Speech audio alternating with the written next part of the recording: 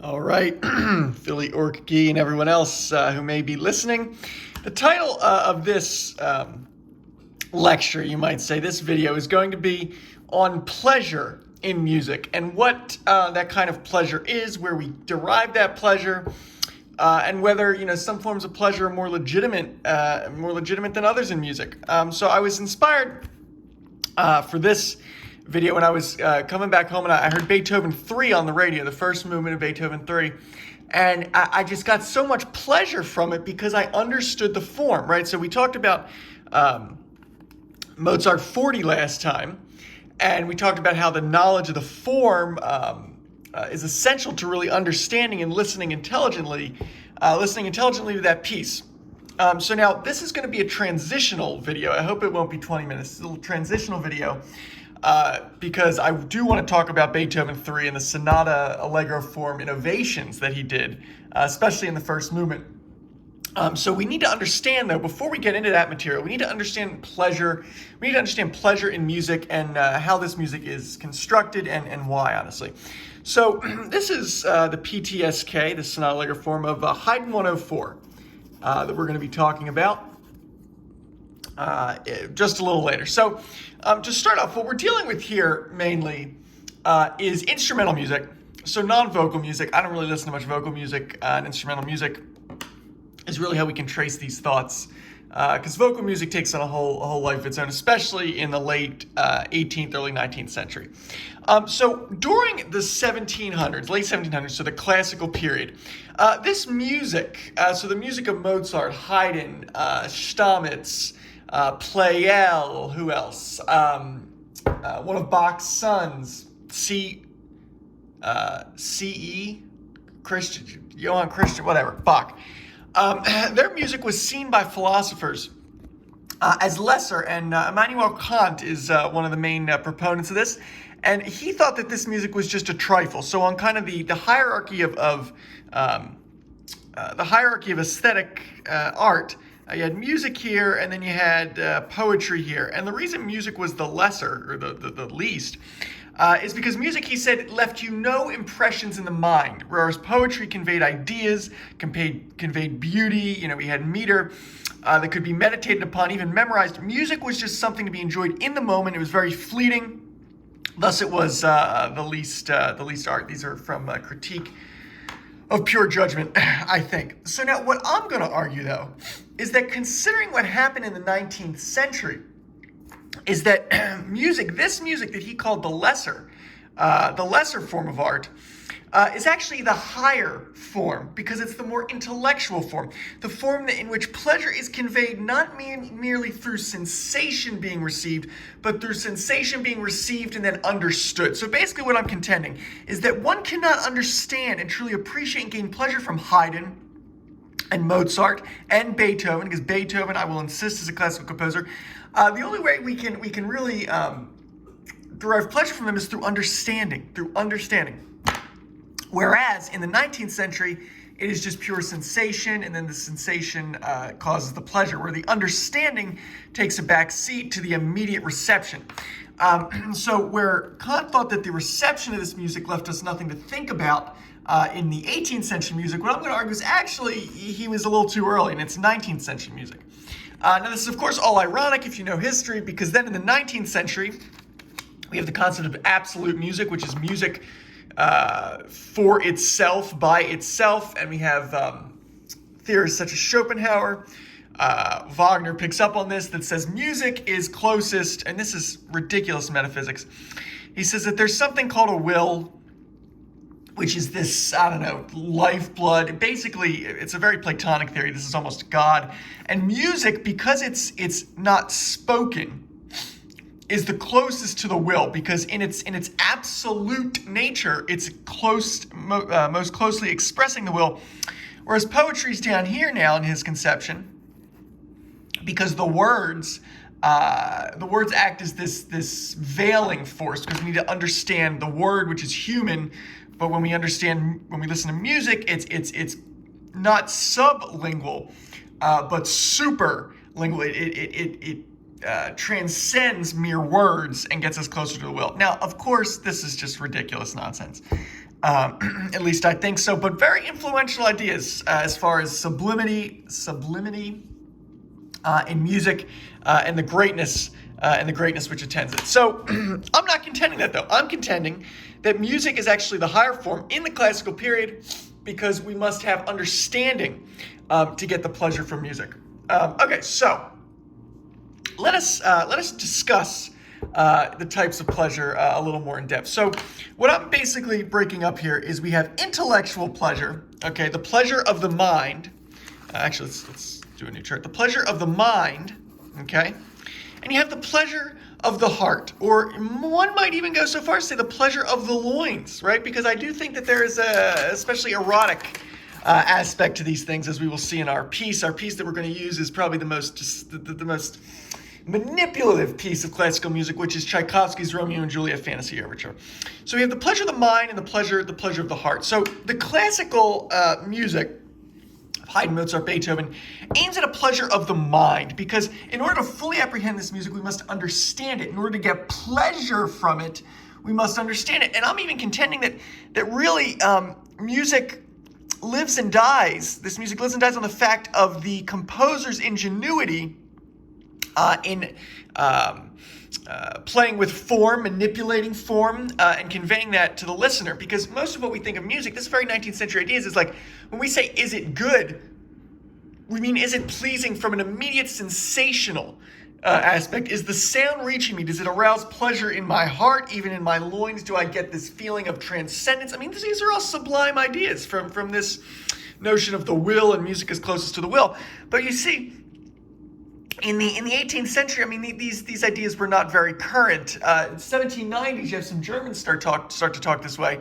But really, this is not what these composers were going for, and certainly not before that. In the Baroque, people, of course, talked about music in a very lofty way, but this kind of like transcending humanity, this really wasn't going on. So the pleasure of the mind, we must apprehend the form, we must understand manipulations, okay? And that's why sonata allegro form is so conducive to this, because we understand the form and then the manipulations. Of course, if a composer is just going to compose boring, by the form, no variation, that will be boring to us because we understand the form, and we're intellectually bored by the composer's lack of invention, right? But you get a guy like Haydn who's so inventive. Then knowing the form, we can see the manipulation. When we get to Beethoven 3, manipulation is crazy. We have a second development. The pleasure is immense. So I will contend that it is not sensational, because you take something, one of the most magnificent pieces of music, which is the fourth movement of Mozart 41, and the theme of that, the theme of that is four notes. The theme of that is four notes. It's an exercise. It's an exercise, you see. Sorry about that. The theme of Mozart 41, I mean, in lesser hands, that would be a very boring piece. Bam, that's it. Oh, and all the manipulation of PTSK and all this, it's magnificent. It shows his absolute command of the form, and also because we understand the theme and can see its manipulations, it brings us pleasure of the mind. It brings us intellectual pleasure, and that really is what music is. Now, we will hear an example of that in Haydn 104, but now we have the music of the heart, or music of the loins, and what takes over here is we have absolute music versus programmatic music. And a lot of this music in the 19th century becomes program music. And what does that mean? That means the composer will have a poem. That means the composer will have a story to which he is composing the music. So thus, in a program, when we go to listen to one of these or read a back of a CD case, we will have things, and we'll see this in Romeo and Juliet with Friar Lawrence, and he gets a theme. Romeo's theme, okay, the death of Tybalt gets a theme. The final death of the lovers, that gets him. So what program music asks us to do is not to think about form as much to think about meaning through what we're supposed to be thinking of. Now, you see what goes on here, right? You see kind of how absurd this is, because music, which has no content in itself, as Hanslick tells us, and we can debate that, but for the most part, right?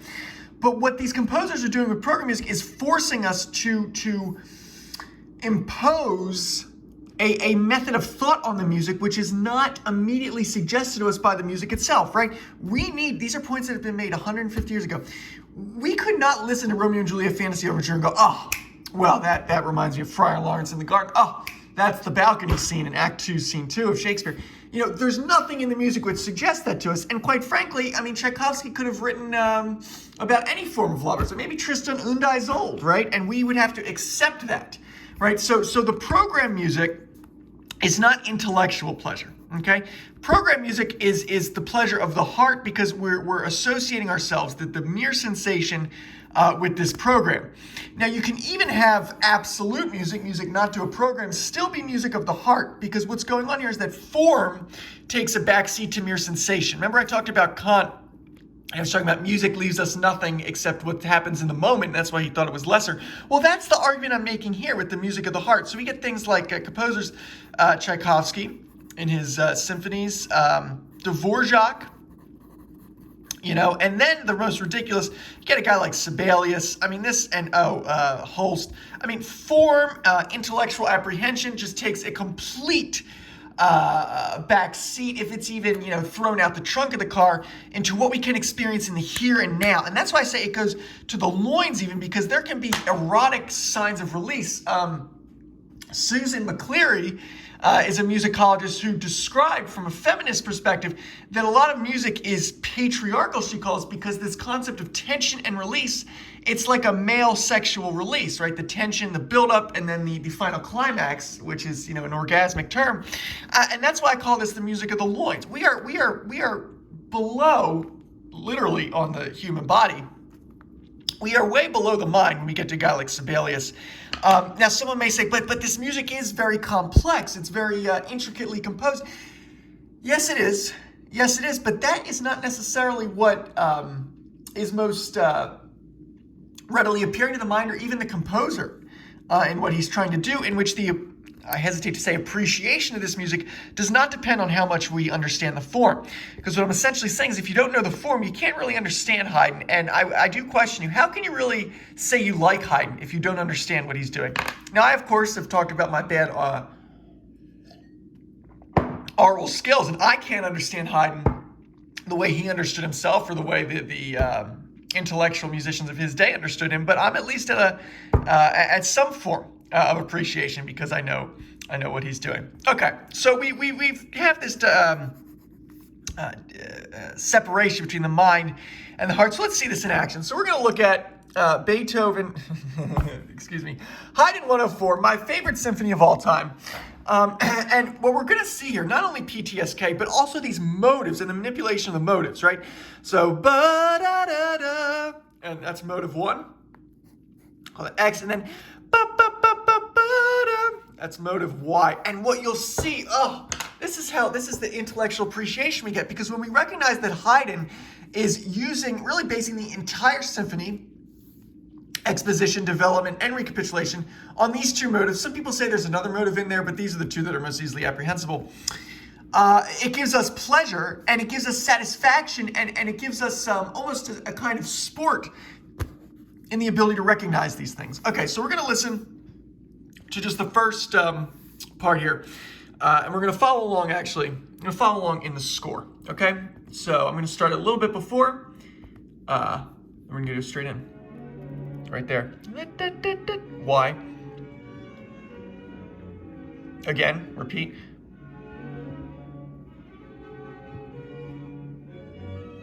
Okay. Now, before we get it, so there we saw our two motives, right? Now we apprehend these motives, we understand them, so we set them out. This is almost like a thesis statement of the piece. Yes, we could talk in these argumentative terms. And now when we get to A right here, ba ba ba ba, what's that? That's a manipulation of that. That's a little ba da da da. Instead, we're bringing this up, ba da da da, ba da da da, right? And we'll see these motives. So this is just wonderful. This is just wonderful stuff. Okay, here we go. And we're going to go to A. Bum, bum, bum.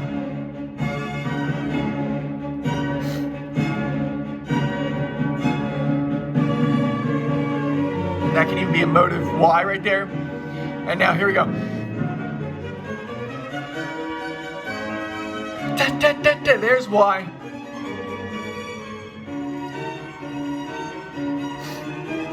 it's just organic, the way Mozart 40 was organic. And then we're going to get to this is a monothematic piece, right? We changed the key right there. I mean, it's just remarkable. And then when we get to the development, okay, we're going to go to the development right here. We don't even have to have the sheet music here, but it's just going to be these two motives, especially motive Y. So let's skip a little bit. Just all from this one thing. And of course, we're going through many different keys here.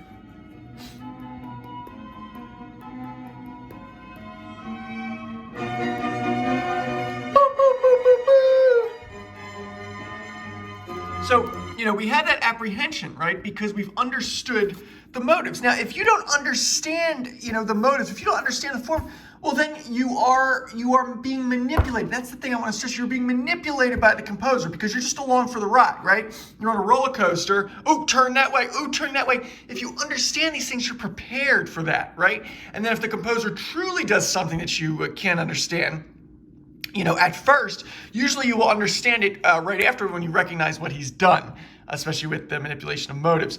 Not every piece, of course, is as whole, is as kept together with motives. But in a piece like Haydn 104, it's just remarkable, his manipulation of those things. Okay, so that's the music of the mind.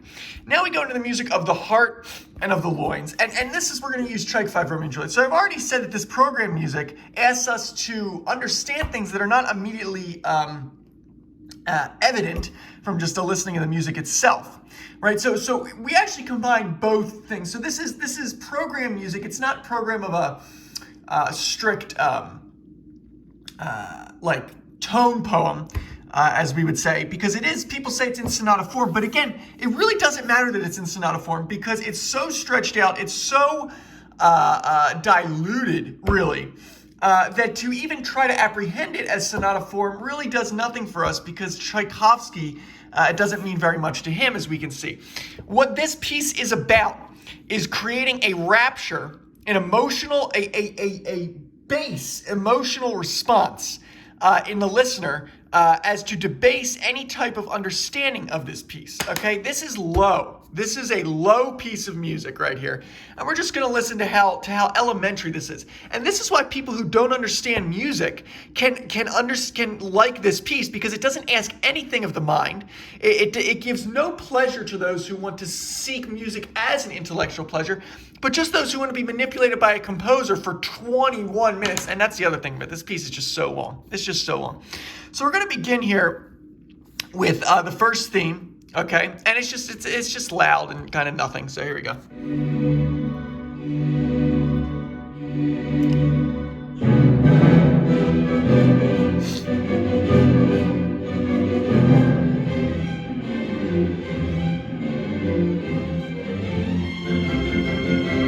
Okay, and that's supposed to represent maybe a battle in the street or whatever.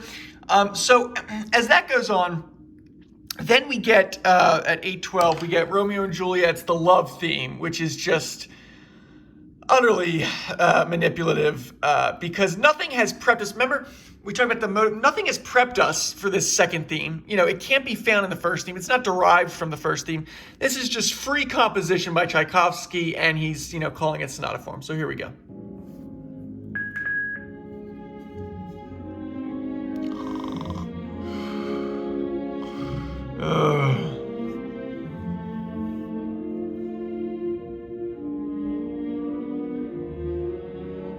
Okay, that's enough of that. Now, what this theme is attempting to do is take us into this realm, even though it's program music, so it's kind of technically breaking Schopenhauer's rules. It's attempting to take us into this pure feeling in which we're united to some will which is deep inside us because it's sublime, right? No one has feelings of really elevation when listening to Haydn 104. There's a certain nobility to the music, yes, but it's not asking us to give ourselves over. And that's really what it is, right? We sacrifice our human faculties of reason over to this music, which is just pure feeling, right? It's a debasing thing. It's a manipulative thing. And we shouldn't submit ourselves to it. Okay, so we get that just disgusting theme. And now it gets really gross. And this is when you can feel that you are being manipulated. Because at 14:45, the love theme comes back, and it's just so ridiculous. So let's hear some of this. Ugh.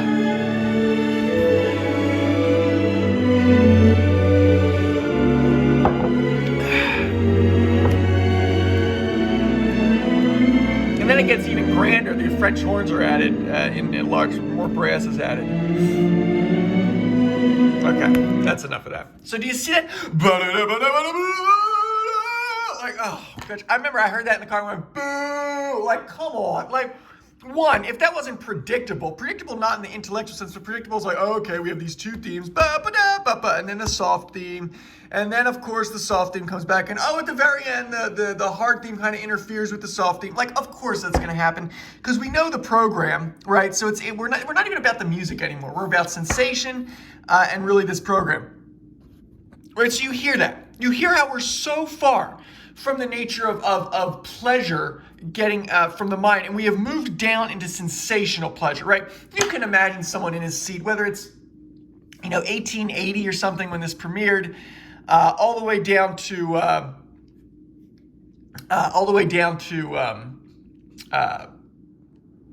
sorry, I got an email and I thought it was an urgent email.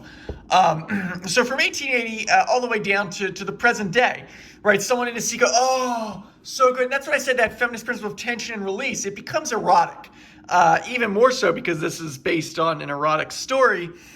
It's just so debasing, right? And people think that this is the highest form, and then they listen to Haydn, and Haydn sounds quaint. Well, do you know why Haydn sounds quaint? Because you're searching for what you're searching in Haydn for what you're searching for in Tchaikovsky and Sibelius, which is this sensational kind of erotic pleasure, the pleasure of the heart, the pleasure of the loins, and not the pleasure of the mind, right? You're not listening to Haydn correctly. You're not listening to Mozart correctly. And yeah, I agree with you. Haydn does sound quaint if you're listening to music for these sensational reasons, right? Now, if you're listening to music for intellectual reasons, and if you're getting pleasure, if you expect the same pleasure from Tchaikovsky that you expect from Haydn, well, that's not going to happen either, because the music of these late Romanticists was not composed with the intellectual mind in mind. It was composed with arousing sensations in the hearts and loins of the listener. So I hope I have successfully set that out, because in our next video, which is maybe in a few weeks, we're going to talk about the first movement of Beethoven 3 and how, can it be listened to and enjoyed? Yes, and I think that's why it's very famous, because people hear it. The themes are grand. It's a grand piece. But if you truly want to take pleasure from it, beyond just bah, bah, bah, if you truly want to understand it, we have to know historical context as well. But you really need to understand what he's doing with the form, and especially that little theme that comes in at the end, which is just absolutely lovely to those who comprehend it. Okay, so remember that. We have the music of the mind, we have the music of the heart. Forget all this stuff. So see, there was a battle in the 19th century, absolute music versus program music. I'm kind of condensing that and say, whether we're program or absolute, which is kind of toe in the line with Tchaikovsky, it still is this debased form, because they're all aiming for these grand, sublime ways. Because actually Schopenhauer was very absolutist, but they both chuck the mind out the door. Now, modernism, why I appreciate modernism, Schoenberg, Berg, Weber, is that the hyper-intellectualization comes back when we're doing Rose, right? The serialism, right? These are intellectual forms. These men were not looking to just basically have an erotic experience in their seat, right? So really, it's this 19th century that is the aberration in music. And it's unfortunate that when people say, oh, I listen to classical music, they're really thinking about the 19th century, because there's just so much better music before it and so much better music after it. So I hope that made sense. Maybe this ruffled a few feathers, because I'm sure we have a lot of romanticists out there. Most of everyone is classical music fans. But there's so much more. We will understand that. And then maybe I could do some lectures on Baroque music, because that's not as formal, but nonetheless intellectual with counterpoints. So remember, it's a three-step process, intellectual pleasure music. It is this Music comes into us, we receive the sensation, and it gets to go to our mind to be processed. Whereas this is just a simple process of we receive the sensation and react immediately without thought. So thank you very much, and we'll see you for our Beethoven 3 lecture soon.